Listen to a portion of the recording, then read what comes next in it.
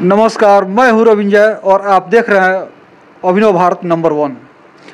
आज मैं हूं नरकटियागंज के श्री जोगेंद्र सराफ जी के साथ, जो लोजपा के जिला उपाध्यक्ष हैं और साथ में वो नरकटियागंज का प्रभारी भी हैं।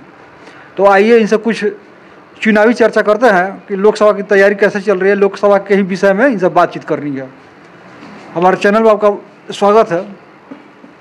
सबसे पहले विजय बाबू, मैं आपके चैनल का हार्दिक अभिनंदन करता हूं। मैं हार्दिक बधाई दे रहा हूं कि आप मेरे जैसा व्यक्ति को इस लायक समझा और आप साक्षात्कार ले रहे हैं, इसके लिए भी आपको बहुत बहुत बधाई हो।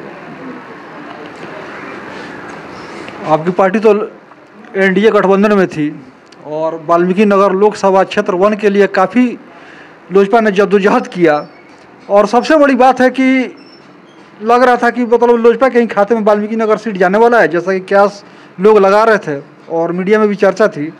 लेकिन ऐसा नहीं है। चिरपरिचित ये सीट जो है जदयू का था, तो जदयू ने हासिल किया और जो निवर्तमान सांसद सुनील कुमार है तो उन्हीं को टिकट मिला है। बोलिए, क्या कहना चाहते हैं आप? चिराग पासवान जी ने तो बहुत जद्दोजहद किया था कि ये सीट जो है उनके खाते में मिले, उनका पार्टी को मिले, लेकिन गठबंधन धर्म का एक नियम होता है और जदयू ने उसे भुना लिया फिर से। देखिए, हम लोग गठबंधन के अंतर्गत हैं, एनडीए गठबंधन के अंतर्गत जो भी सीट का बंटवारा हुआ ये हमारे शीर्ष के नेता ही फैसला करेंगे। टिकट किसको मिलेगा, किसको नहीं मिलेगा, किसके खाते में जाएगा, ये हमारे शीर्ष के नेता ही जानते हैं। हम लोग जिला स्तरीय कार्यकर्ता हैं, संगठन के कार्यकर्ता हैं, अतः इस पर कोई टीका टिप्पणी करना उचित नहीं रहेगा। तब में चर्चा है कि सुनील सांसद जो हैं जदयू से, वो चुनाव के टाइम में मेहनत कर रहा है। इतना तक लोग बोल दिया है कि इसके पहले कहाँ थे, और ये भी लोग कह रहा है, खुलेआम लोग बोल रहा है कि हम तो पहचानते नहीं थे, अब ये आए हैं। और जो नया मतदाता है, जो नया मतदाता सूची में नाम जुड़ा है, वो लड़के बोलते हैं कि हमने कभी देखा नहीं, अब ये कहीं कहीं पर दिखाई दे रहा है। तो ये सब सच्चाई क्या है इसमें? सबसे पहले तो मैं आपको एक चीज़ बताता हूँ कि ये लोकसभा का चुनाव है और इसका जो क्षेत्र है बहुत लंबा चौड़ा होता है। कोई विधायक का चुनाव नहीं है, कोई नगर का चुनाव नहीं है। उनकी कार्यकाल मात्र 2.5 साल की रही है और मैं देख रहा हूं कि 2.5 साल के अंतर्गत जिस पार्टी से हमारे सम्मानित और माननीय एमपी साहब हैं और जिस सरकार से वो बिलोंग्स करते हैं, हमारे माननीय मुख्यमंत्री नीतीश कुमार, उनके सांसद हैं, जदयू के सांसद हैं, तो 2.5 साल के कार्यकाल में उन्होंने बहुत कुछ किया है।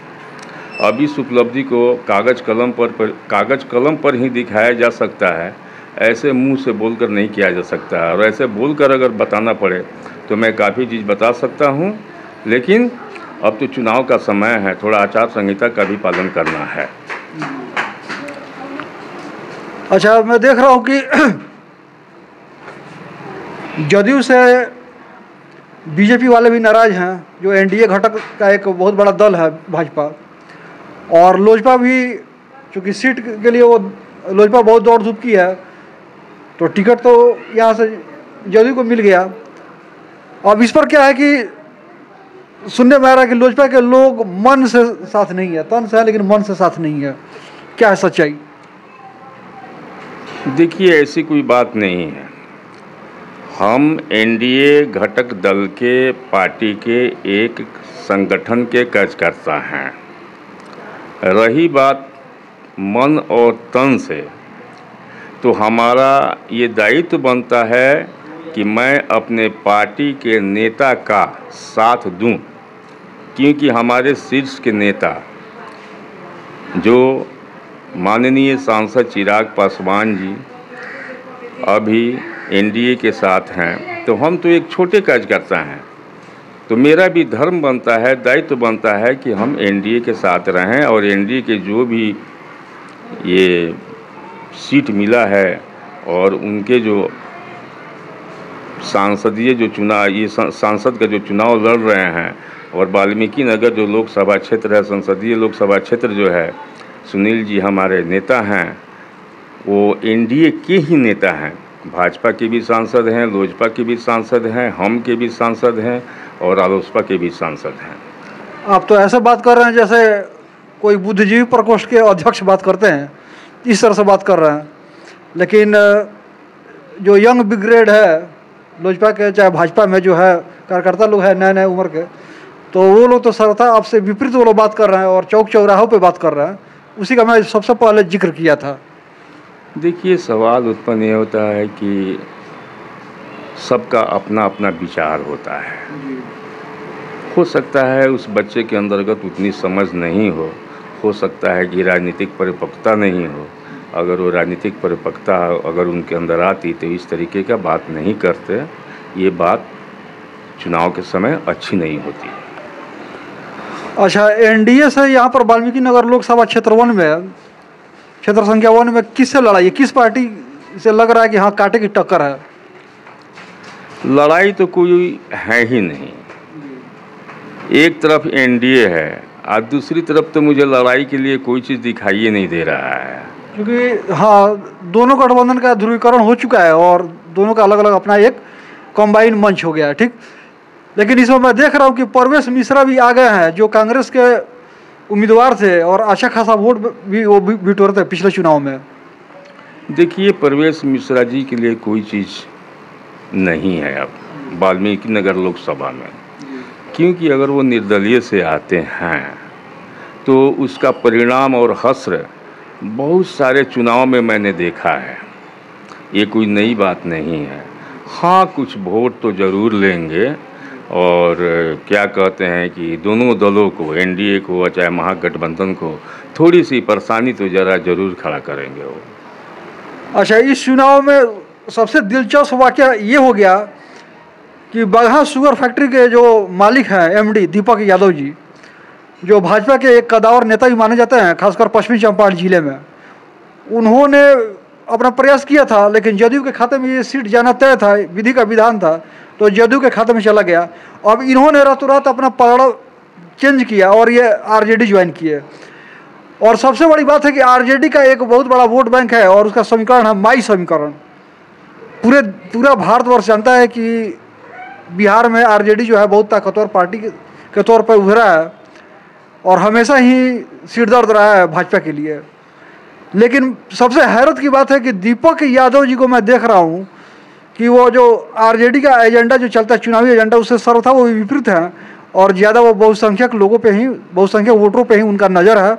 ज़्यादा दौरा उनका मतलब जो भाजपा के वोटर बैंक है परंपरागत, उन्हीं पे वो सेंध मार रहे हैं। तो इसके बारे में कुछ आप बताइए। देखिए, एक चीज़ मैं बता रहा हूँ, ये नियत और नीति की लड़ाई है। नियत और नीति की लड़ाई है। मैं आदरणीय दीपक यादव जी के बारे में तो कुछ नहीं कहूँगा, वो तो भाजपाई थे, भाजपा के बहुत बड़े कैडर थे, तो वो अच्छी तरीके से जानते हैं कि भाजपा क्या चीज़ है और भाजपा के हम साथी हैं। मेरी पार्टी लोजपा है, तो वो भी अच्छी तरीके से जानते हैं कि हम गठबंधन में हैं। मैं व्यक्तिगत दीपक यादव जी से, जो हमारे बहुत ही प्रिय आदमी हैं, ऐसी बात नहीं है, मैं बहुत दिनों से जानता हूं उनको, तो चुनाव लड़ना एक अलग बात है और व्यक्तिगत संबंध होना एक अलग बात है। चुनाव अगर लड़ रहे हैं तो बहुत खुशी की बात है। सब किसी का अपना मुकद्दर है, सब किसी का अपना खेल है, इसमें कहीं किसी का कोई शिकवा शिकायत नहीं है। रही बात हमारी एनडीए पार्टी की, एनडीए गठबंधन की, तो हम जीत रहे हैं और भारी मतों से जीत रहे हैं। हमारा प्रत्याशी भारी मतों से जीतेगा, इसमें कहीं कोई संदेह नहीं है। सुनील बाबू हमारे जो निवर्तमान सांसद हैं, वो भारी मतों से जीतेंगे, इसमें कहीं कोई दो राय नहीं है। जहाँ पर चर्चा हो रहा है कि दीपक यादव जी एक उद्योगपति हैं तो हो सकता है कि हमारा जो क्षेत्र है, बिहार तो वैसे ही पिछड़ा क्षेत्र है और उसमें भी चंपारण बहुत ज़्यादा पिछड़ा है, तो कहीं हो सकता है कि यहाँ पर भी कोई यूनिट अपनी किसी कंपनी की यूनिट यहाँ पर लगा दे जिससे कुछ लोगों को रोज़गार मिले। और ये लोक लुभावन जो उनका नारा है शायद इस बार भारी पड़ रहा है। लोग ये भी कयास लगा रहे हैं कि इसके पहले दो मरतबा 2014 और 2019 भारी संख्या में यहाँ बीजेपी ने सीट हासिल की लोकसभा की, और उसके बावजूद मोदी जी के मतलब एक नारा था कि विकसित भारत बनाना है, पिछड़े राज्यों को आगे लेकर चलना है। तो ऐसा कुछ जो उनका नारा था बिहार में देखने को नहीं मिला 2 टर्म में। तो कहीं आरजेडी की तरफ से दीपक यादव जी कुछ ऐसा करे जिससे बेरोजगार लोगों को रोजगार मिले और चंपारण में कुछ तरक्की दिखे, तो इस पर कुछ कही है, क्योंकि ये नारा जो है ये वाकई में लोगों का माइंड सेट जो है वो चेंज कर रहा है। देखिए, पहला चीज़ मैं आपको बताता हूँ कि समाज सेवा के लिए नियत की आवश्यकता पड़ती है। अगर मैं सामाजिक हूँ और समाज सेवा मुझे करना है तो नेतागिरी किस बात की। मुझे समाज सेवा करना है, मैं एक उद्योगपति हूँ, मेरे पास पैसा है, तो हम तो ऐसा ही समाज सेवा कर सकते हैं, लोगों को दुख सुख बांट सकते हैं, लोगों के दुख में हम खड़ा हो सकते हैं। इसके लिए मुझे MP, MLA, मंत्री बनने की क्या आवश्यकता है। तो अब तो मान लीजिए कि चुनाव तो सर पे आ गया है, मई महीना शुरू हो गया और आपको 25 मई को चुनाव है, तो इस समय तो ये सब ज्ञानवर्धक जो बातें होती हैं कोई सुनने के लिए तैयार नहीं है। और नेता जो होते हैं, जो पॉलिटिक्स में वो आ गए हैं, तो लोक लुभावन नारे देंगे, वादे करेंगे। चलिए, अच्छी बात है। ये तो स्वतंत्र भारत के स्वतंत्र नागरिक का ये फंडामेंटल राइट है।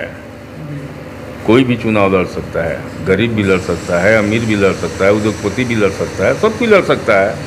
मैंने एक बात बताई ना आपको कि नीयत अच्छी होनी चाहिए। अगर मुझे समाज सेवा करना है, अगर मुझे लोग MP के रूप में चुनते हैं तो और ये अच्छी बात है। अगर चुने जाते हैं तो उनके लिए तो बहुत बेहतर बात होगी। अभी तो चुनाव 25 मई को है। 25 मई के बाद 1 जून तक चुनाव का परिणाम घोषित होगा, उसके बाद ही ना कोई बात होगा। तो समय का इंतज़ार कीजिए, कौन जीतेगा कौन हारेगा इसको समय पर छोड़ दीजिए। जोगिंदर जी बोल रहे हैं कि कौन जीतेगा कौन हारेगा ये समय पर छोड़ दीजिए, लेकिन एक होता है ओपिनियन पोल होता है। अगर राजनीति के एक महापर्व है तो ये जो तमाम जो बातें होती है, ओपिनियन पोल, रुझान, ये सब जो शब्द हैं इसी से जुड़े हुए हैं। तो क्या आपको लगता है कि वाकई में इस बार 400 पार का जो नारा चल रहा है बीजेपी अलायंस का, वो सफल होगा? देखिए, सबसे पहले तो आपको मैं बता चुका हूँ कि लोजपा का मैं एक जिला स्तरीय कार्यकर्ता हूँ, जिला उपाध्यक्ष हूँ, लोक जनशक्ति पार्टी रामविलास का बेतिया जिला का जिला उपाध्यक्ष नरकटियागंज प्रभारी हूँ। और मैं चाहूँगा कि मेरे जितने भी कार्यकर्ता हैं पश्चिमी चंपारण जिले में, वाल्मीकि नगर लोकसभा में, साथ में बेतिया लोकसभा में, जो भी कार्यकर्ता हैं वो NDA के पक्ष में प्रचार करेंगे, वोट देंगे और साथ में कैंपेनिंग करके वोट दिलवाएंगे। और मैं उम्मीद करता हूं कि वाल्मीकि नगर लोकसभा एवं बेतिया लोकसभा, दोनों लोकसभा सीट से मेरे जो प्रत्याशी हैं प्रचंड बहुमत से जीतेंगे, इसमें कहीं कोई संदेह नहीं है। बाकी बात तो बहुत बहुत धन्यवाद कि आपने हमें समय दिया, और हम भी आशा करते हैं कि आपकी पार्टी है जो है अलायंस है वो भारी मतों से विजयी हो। इसी के साथ मैं शुभकामनाएं दे रहा हूं आपको। बहुत बहुत धन्यवाद रणविजय बाबू, आप अपना कीमती समय दिए मुझे, इसके लिए बहुत बहुत धन्यवाद आपका।